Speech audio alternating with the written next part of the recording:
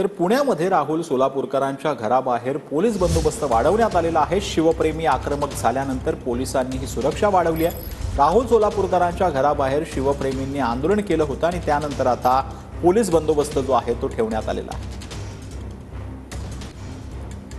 अभिनेते राहुल सोलापूरकर यांनी छत्रपती शिवाजी महाराजांबद्दल केलेल्या वक्तव्याच्या विरोधामध्ये आज राज्यभरामध्ये राहुल सोलापूरकर यांचा निषेध जो आहे तो ठिकठिकाणी करण्यात आला।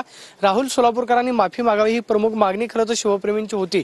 आज दिवसभरामध्ये राज्यभरामध्ये अनेक ठिकाणी आंदोलनं जी आहेत ती सुद्धा पाहायला मिळाली। मात्र पुण्यातल्या त्यांच्या राहत्या निवासस्थानी जे आहे ते काही वेळापूर्वी या ठिकाणी शिवप्रेमी जे आहेत ते आलेले होते। मात्र आपण पाहतोय की या ठिकाणी आता पोलिसांनी शिवप्रेमींना पांगवलेलं आहे। मात्र आपण पाहतोय की पोलिसांनी या ठिकाणी शिवप्रेमींना सूचना दिल्या की आपण या ठिकाणी घराबाहेर आंदोलन न करता आपण आपापल्या घरी निघून जावं। मात्र आपण पाहतोय की पोलिसांचा बंदोबस्त जो आहे तो या ठिकाणी वाढवण्यात आलेला आहे।